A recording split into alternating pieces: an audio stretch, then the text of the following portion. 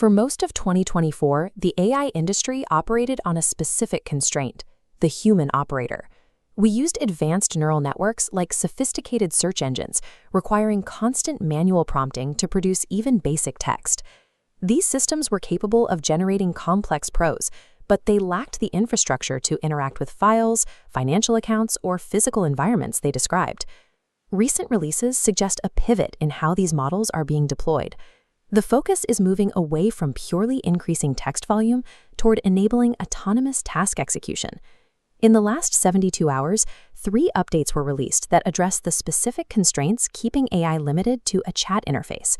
We are seeing a transition toward agentic AI, where the primary objective is no longer generating paragraphs, but deploying workers that operate within our existing software and commerce systems.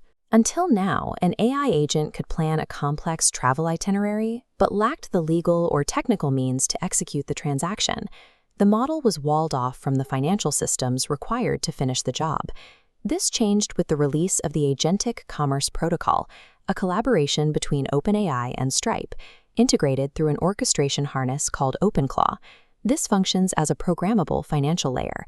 Developers can assign specific budget parameters to an agent, allowing transactions within those limits without manual oversight.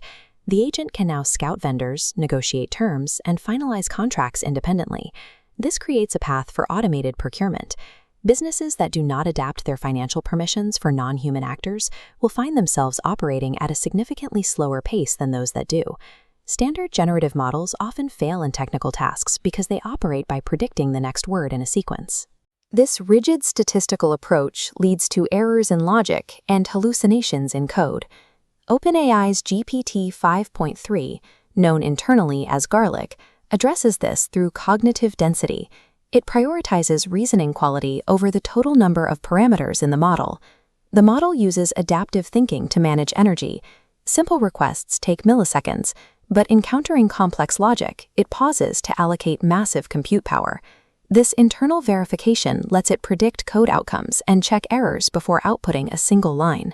By internalizing this verification process, the model significantly reduces technical hallucinations, demonstrating that smaller, denser systems can out-reason massive general-purpose ones.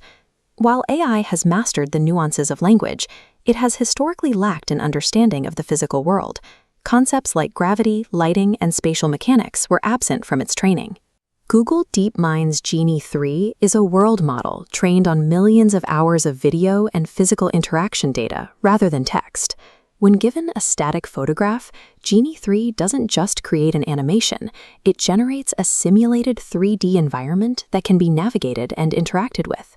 If you tell an agent to interact with an object in that image, the model predicts the physics of that action. It renders how a door would swing on its hinges and how the light would change as it opens. This capability allows static images to be used as engines for spatial computing, providing a foundation for robotics to understand environments before they ever physically enter them. The value of AI is shifting away from the performance of individual models and toward the orchestration that connects them. We are seeing a stack that combines financial agency through OpenClaw, adaptive reasoning through Garlic, and physical simulation through Genie 3. When these 3 capabilities work in a single loop, the separation between digital instructions and real-world results begins to disappear.